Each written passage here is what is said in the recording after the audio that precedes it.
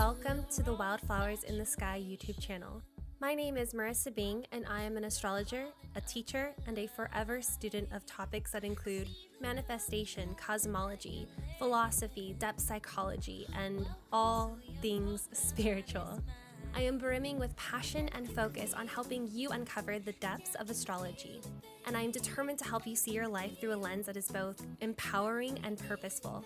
If you are looking to expand your knowledge of astrology or develop new perspectives through which you can just view your life through, or just simply be provided with thought-provoking material, then look no further. This YouTube channel has one goal, and that goal is to encourage positive and powerful shifts. Shifts in self-understanding, shifts in understanding others, and shifts in understanding this world. Thank you so much for being here. Let's get started.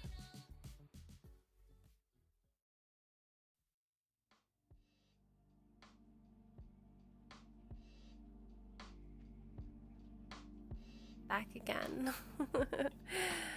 Back again. This is very late. Yeah, very late, and I'm sorry. So I'll come back. This episode is incredibly late, and I'm so very sorry for that, especially because the moon does go into Virgo tomorrow, March 5th. But I felt like I still owed it to those who are actually giving a listen to what I share, so that I'm not inconsistent. I feel like I owe those people to not be inconsistent. I owe you to not be inconsistent, so here I am. And that means posting things mega late with minutes to spare. I'm sorry. Like I said in the first few moments, I'm throwing shit at the wall and I'm trying to figure it out, and I think I found my groove, and I found my groove in the middle of a week, so please bear with me as I catch up and deal with life things at the same time, because there's a lot going on no matter what. But anyways, I also want to call myself out because for some reason it didn't even occur to me until I wrote scripting for this episode that I've been referring to Karen Homaker-Zondag as Catherine Homaker-Zondag. I'm so sorry. Her name is Karen. Her name is not Catherine. Her name is Karen. And I'm very embarrassed. My brain sort of did this little jig and confused my favorite teacher, Catherine Zankina, with Karen Homaker-Zondag, and it literally, I was looking at one of her books, and all of a sudden it just occurred to me. I was like, wait, is her name Catherine or Karen? And as such a fan, this is so embarrassing. I can't believe I've shared videos calling her Catherine. As a fan, I almost want to delete them, because I really very much respect her, and so if I've offended anybody, I'm very sorry. I know her name's Karen. I'm so sorry. This week has been a week, so I'm very sorry as I get my shit together, and please bear with me, as I said. So anyway, what a ditzy move. Ditzy move. So majorly just calling myself out, and if you caught that, extra bounty points for you. Extra bounty points for you. Anyways, so let's keep going. As mentioned, this video is specific to the moon in Leo, and I'm recording this on the 4th. As I pointed out previously, this moon is waxing gibbous with just a few short days until we hit the full moon on the 7th. And in case anyone missed the Moon in Cancer episode where I explained it all, I'll provide a quick summary. There are 4 major moon phases. We have new, first, full, and third. New, first, full, third. In between between these phases are additional minor phases. So we have new moon, crescent, first quarter, waxing gibbous, full moon, disseminating, third quarter, balsamic, and then back to the new moon. And currently we are in the waxing gibbous phase, which is the phase just before the full moon, and this is a time of purpose and development and intention. So, as we have a mini recap of the moon for anybody who's unfamiliar. In astrology, the moon is considered to be a planet, and it is the fastest moving planet, racing through a single sign in only 2.5 days on average. And it is all to do with our emotional experience and our emotional processing. It's associated with the subtle and reactive energies related to our sense of security, our intuition, and our primitive emotions and experiences. And also, it helps us identify those subliminal energies that may be present for the day. Looking at Leo. So Leo is a sign of the lion, and in fact, for anyone who would like a deeper dive into the sign, I do have my video, The Leo Conspiracy, where I break down the sign to its foundations. And I really love this sign, Leo. It's a very misunderstood zodiac sign, as I'll say about like everything. Leo is known for its courageousness, and it's quite different from the courageousness that comes with like Aries, for example. Aries gets the name courage from its ability to confront. Leo gets the name courage for its ability to go against the grain and do the thing that most people want to run from, for its ability to get vulnerable and put all its cards on the table, step full-heartedly forward into the face of the unknown. Leo is a young, fixed fire sign. Young, which is Y-A-N-G. You have yin-yang. Leo is young, indicates that it is dynamic. Fixed indicates its durability and steadfastness. And fire indicates its knack for approaching the world with regard to possibility of what it could be, not necessarily what it is. Fire signs, also known as those who seek potential. That's what I say, at least. Fire signs are those that seek potential. And I learned that from Karen Homaker's on Dag. And again, I'm so embarrassed. Anyway, let's talk moon and fire for a moment. Okay, so when the moon is in fire, so in Liz Green and Howard Susportis' book, Luminaries, Green says, moon in all of the fiery signs reflects a profound need to feel special, to be acknowledged, a child of the gods.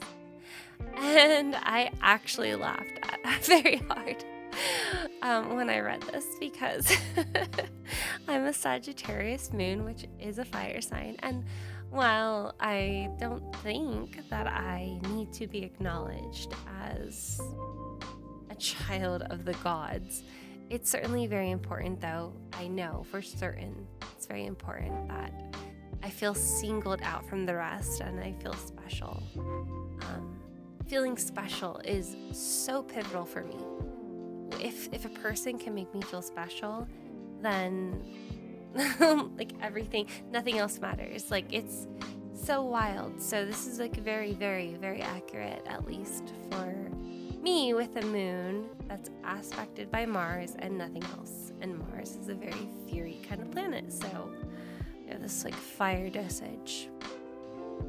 I'm a fiery person. Anyway, she also says a fiery moon can give rise to a potent imagination, along with the courage to express their rich inner world through creative forms. I thought that was very beautiful. In her book, Planetary Symbolism, Karen Helmiker-Zondag comments that the moon in Leo influences the desire to fulfill a quote-unquote definite function in the immediate neighborhood and in society as a whole due to feelings of personal insecurity evoked in the conscious mind by various currents of influence welling up from the unconscious, end quote. So for some context, she is saying this because Leo is a fixed sign. Fixed signs are like not recognized enough, in my opinion, for the shit that they have to deal with psychologically.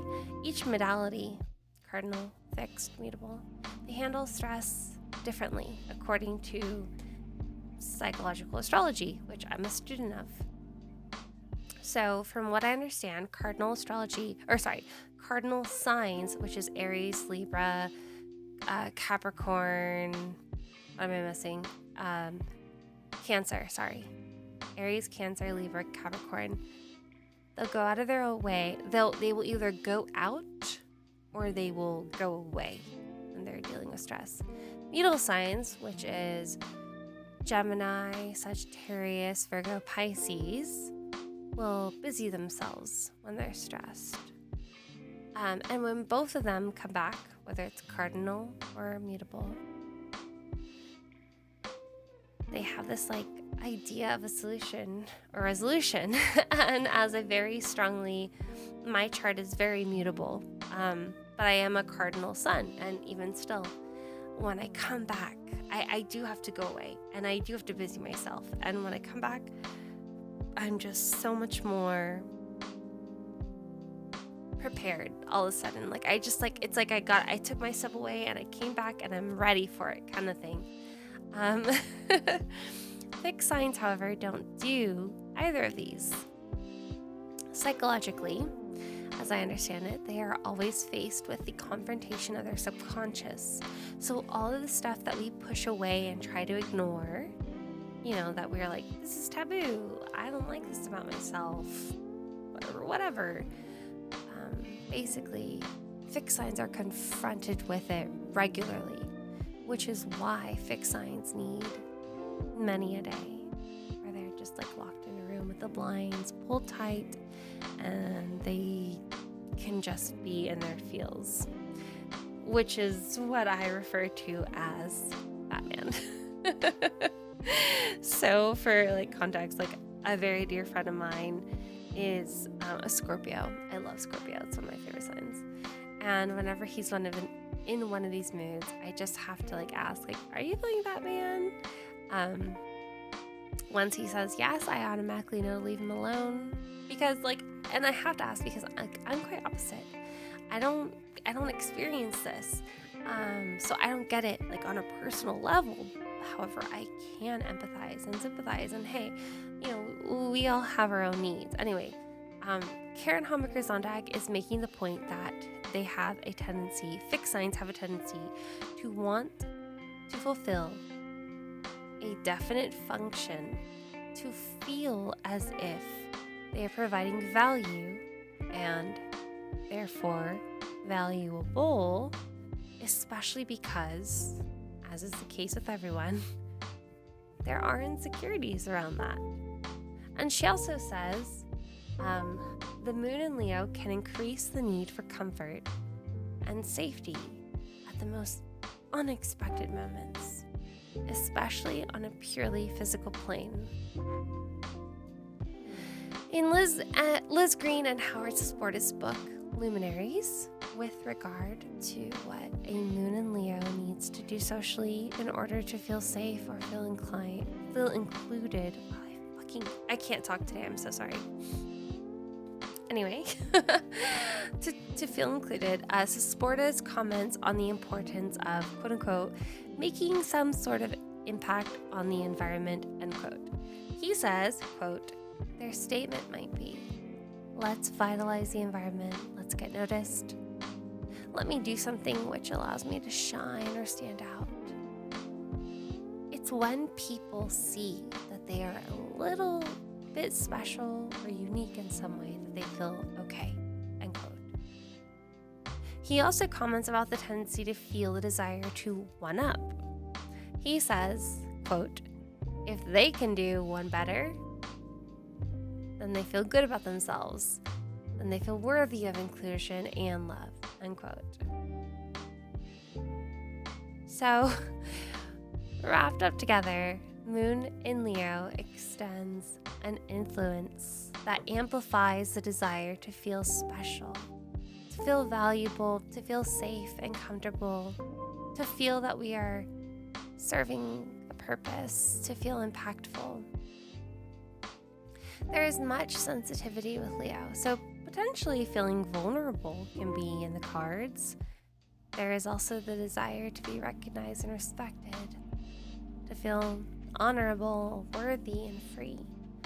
And considering the current moon phase is waxing gibbous, in my opinion, this moon in Leo looks like a time of meditating on how achieving our goals can make an impact or provide value to others or bring honor and bring in respect from others. We started with creating an emotional connection to our goals and aspirations. Now we're thinking about how can we utilize these goals to be impactful and bring recognition to ourselves. So with that said, let's get to the horoscopical questions, as I call them. I'm not going to cover aspects today because this is posted so late, and again, I am very, very, very sorry for that. There's practically no point of posting the aspects at this point, so I won't. No point of looking at the day-to-day astro forecast, so I hope you can forgive me. For the disclaimer, because this is a general look at the astrological energies, take what I say with a grain of salt. Accuracy only comes with consultation on your personal chart. The best way to use this information is by reviewing where and how the energies I list out are occurring in your own chart. And please refer to your rising sign for an increased likelihood of accuracy. Generalized horoscopes are written based entirely on your rising sign, and as such you should refer to them. So for our horoscopical questions, we're going to do something a little different today. We're going to preface these questions with a scenario. Let's say we achieve our goals. Let's imagine we achieve our goals. So now we're basking in the honor and the worthiness and the respect that we received as a result. So I'm going to ask you questions as if we are in this scenario. So Leo, how will you carry yourself when you meet new people? How will this look on you? Will you act the same as you did before you achieved your goal? Will you act differently? And if so, how? Will your immediate environment change as a result? Will your lifestyle change as a result? The quicker we tap into the answers of these, the quicker we can embody the truth of them and live them out as if we already did manifest. And the faster our manifestations will come into fruition. So how can you best embody the truths that will come as a result of manifesting your dream? Virgo, how will the received honor, worthiness, and respect impact our spiritual world? Will it result in us further connecting, or will it distance us? And why, for either answer? How can we ensure that we remain diligent with our spiritual practice? What can we do to set aside time to take a moment to meditate on the good we've achieved, or reflect on the positive impacts we've made, or to send love to ourselves. Libra, how will the received honor, worthiness, and respect impact our social circles? Will we still be in alignment with the people that are currently in our life? Will we be releasing some people? Do we already feel that some people are on their way out? Does our current social circle fit in with the current direction we're heading as a result of achieving our dreams and goals? Additionally, now that we've achieved said goals, what are the goals that follow thereafter? Scorpio, how will the received honor, worthiness, and respect impact the way the world recognizes and sees us? Will achieving our goal change the titled label that the world has pinned on our sleeve? Will it change our direction, our profession, our career as a goal, as a goal? Maybe both. Will it mean more exposure? And if so, what kind of exposure? How can we embody this newborn persona that seeds and blooms as a result of us achieving our goals? Sagittarius, how will the received honor, worthiness, and respect expand our understanding of this world? Using our imagination, what sort of doors might open for us as a result of achieving our goals? And with those doors opened, what kinds of lessons or topics or understandings might we be exposed to? What kinds of people may we surround ourselves with? And what kinds of philosophies do those people typically carry? What perceptions may become available to us as a result? Capricorn, how will the received honor, worthiness, and respect impact our most intimate connections? Will it change the level of give and take that we share with our current partners? Will it result in us extending resources to others? Or will we find that we're leaning on others to extend resources to us? And what will this mean for us?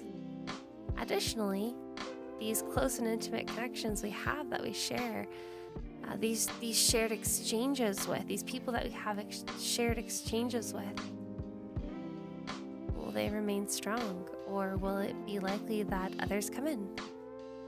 Are we seeking additional people? A singer does not do best without the help of their bandmates, playing support to the song they sing. Do we need more bandmates? Aquarius, how will the received honor, worthiness, and respect help us to fully integrate all parts of us and help us to become whole?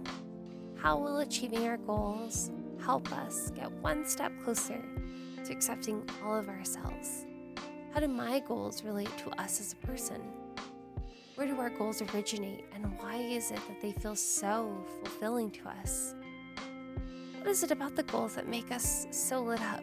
And how does that intersect with us becoming closer to who we are as a people? Pisces, how will the received honor, worthiness, and respect impact our day-to-day routine? How will we set aside time to acknowledge the good we've done and give ourselves a rest? How can we best serve ourselves as a result? With having achieved our goals in mind, what does our day-to-day look like now? What do our daily tasks now look like? And how do we spend our time?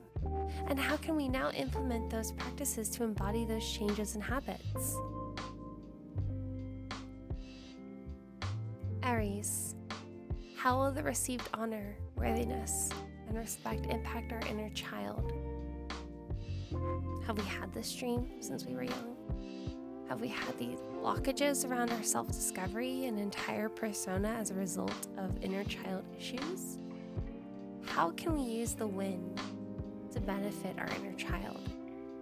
How can we contradict the lessons that our inner child had learned via perception? How can we use the win to benefit the healing process of our inner child?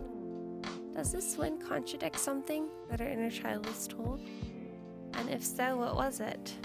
And how have we reframed it as a result to win? Taurus.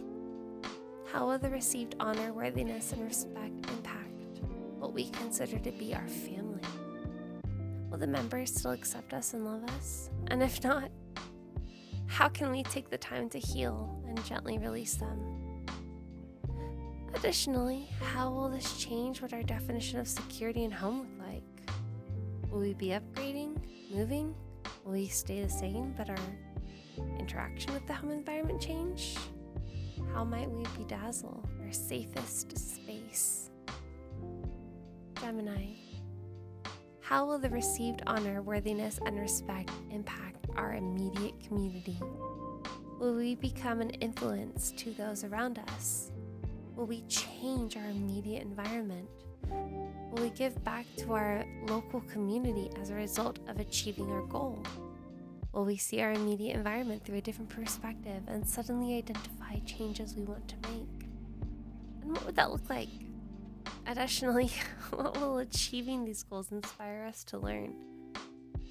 What might we feel compelled to improve as a result? Cancer. How will the received honor, worthiness, and respect impact our possessions? Will we be replacing much of what we have? Will we be getting rid of things to make up space for the new?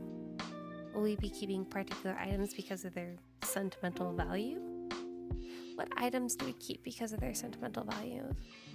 Should we possess them still, or is it time to release them? And are we retaining them because they bring some sense of security and safety? Do we need them? And there we have it. Probably one of the fastest episodes because this is a lot more recap than it is explanation. Please remember to take these scopes with a grain of salt. Consult an astrologer for how each of the transits will affect your personal chart. Just by having your rising sign at a particular degree can entirely change where this energy will be present in your chart. Not to mention what the planets are doing is significant, and their chemical reaction to your personal chart can entirely sway all the energies. Anyway, I hope you enjoyed this episode. Please remember to subscribe to my website's newsletter for emails on episodes, monthly astro books, and more. Additionally, you can find all my notes and scripting for the episodes on my blog. Any questions, please email hello@wildflowersinthesky.com. Upcoming episodes include Mercury in Pisces, which I meant to record right after this, but it's already very late. I might record tomorrow.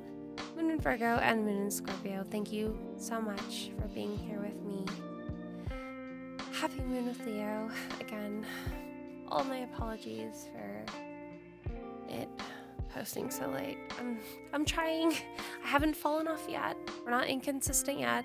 We're just late, but we're doing it. So anyway, thank you for bearing with me.